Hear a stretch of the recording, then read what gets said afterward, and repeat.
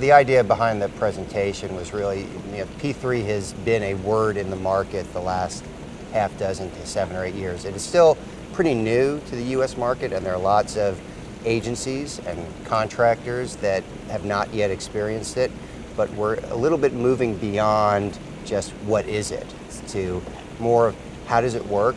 We've had some deals that have moved forward in the U.S. What have we learned from those deals? How do we improve the projects both from the owner side as well as the private sector side to make them more marketable and commercially financeable, and to get the contractors, the domestic contractors and engineers excited about it. So that was the genesis behind the presentation.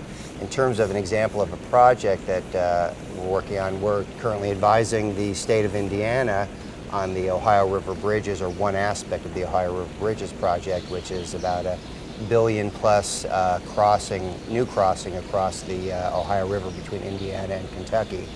And we're helping them put together the procurement, how they're going to engage the private sector, as well as working with the contractors, the lenders, the equity sponsors, and the like. The private sector is going to be coming in and designing it, building it, financing it, and operating and maintaining it for upwards of 30+ years. It's a different paradigm for what has traditionally been the U.S. delivery method.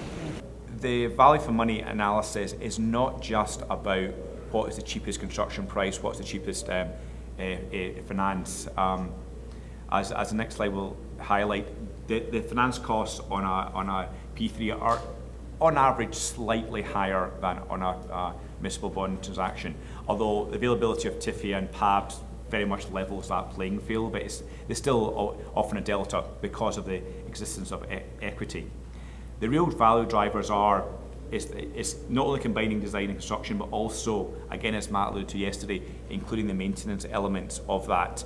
And it was good to hear the amount of interaction between the designers, the contractors, and the operators, because that value driver and that interface is very important. The key thing when we talk about delivery methods is that more than one may fit a project. So what is going to drive an agency to a certain delivery model is going to be things like value for money and what their goals are, what their situation is in terms of funding availability, need for acceleration, and the like. The stair-step slide here is really, again, shows a few things. One is that as we move up the stair step, we're seeing increased involvement by the private sector in various scopes of work. We're also seeing increased risk transfer, picking up those scopes of work, working our way up to operations and maintenance, life cycle costing, and the full toll concession. At the same time, as we move up this staircase, we also are seeing reduced public sector control. As we transfer risk and we expect innovation, we also have to create flexibility to allow that innovation, and for the private sector who's taking the responsibility and the risk to do things more as they see fit, subject to parameters and constraints put on through technical provisions and through public policy.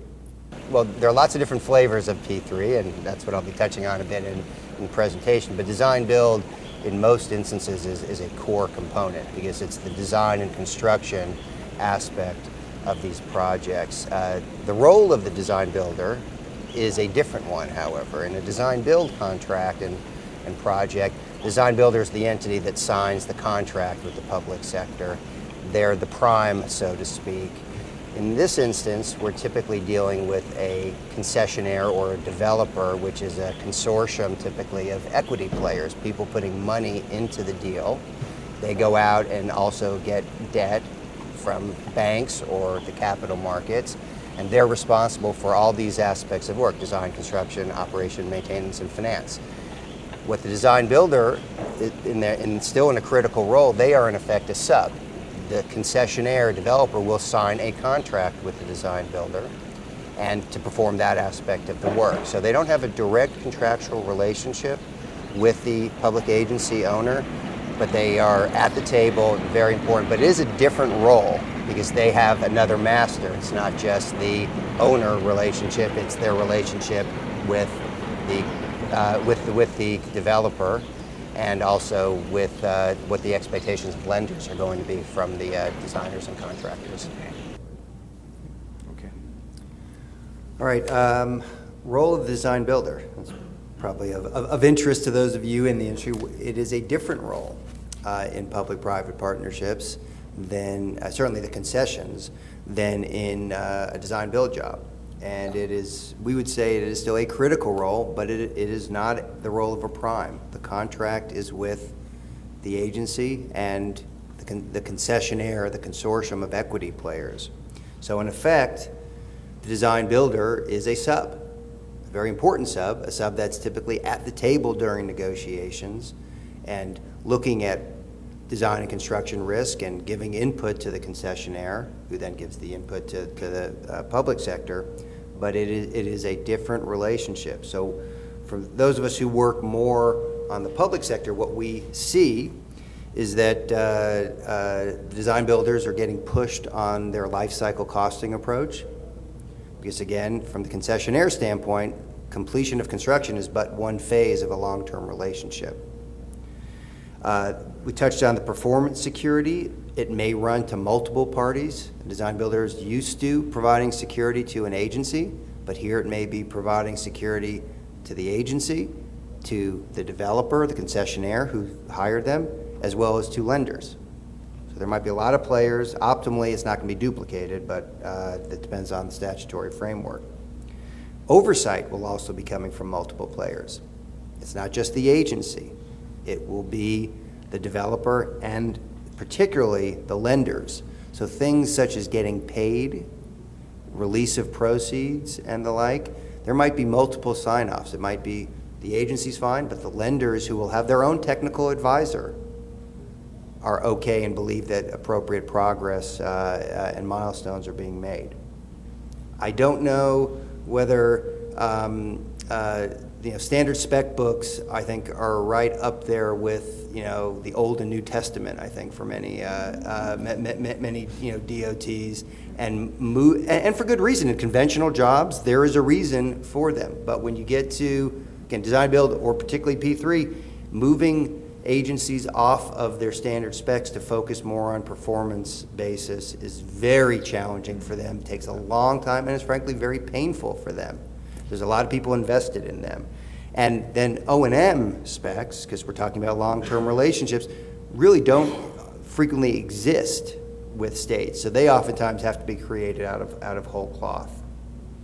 And then as we touched on availability payments earlier, the nature of specs may tie into how someone's actually getting paid, which is why they're so important. It's really how does an agency deal with a chronic non-performer when you have such a long-term relationship and the private entity has provided financing. So, the idea of someone who's not giving you the required reports on time every month, again, it's a problem. How do you deal with them?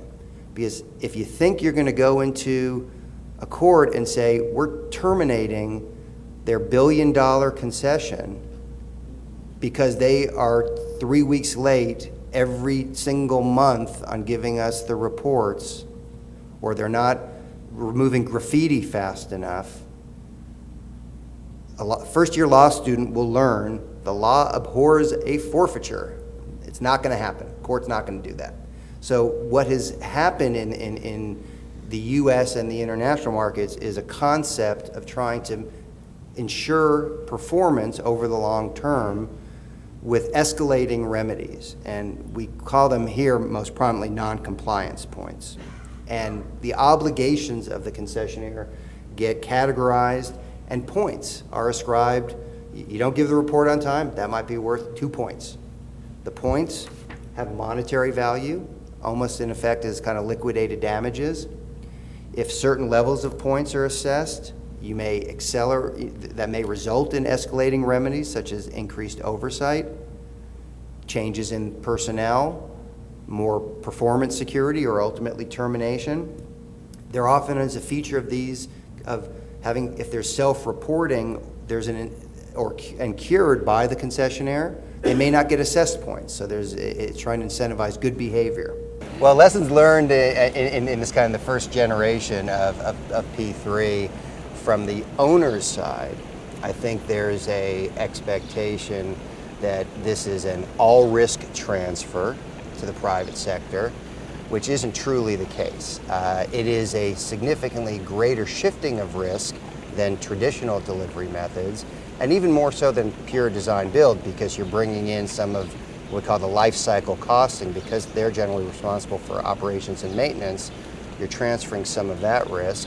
You're transferring financing risk as well, since the private sector is responsible for that. And if it's a toll deal, you may also be transferring traffic and revenue risk to the private sector. So there's a lot more risk shifting, but it's not a no-risk deal. And I always cringe when my clients say to their boards or politicians, we have no risk in this deal, and that's not accurate. So I think that's one lesson that the public sector has learned.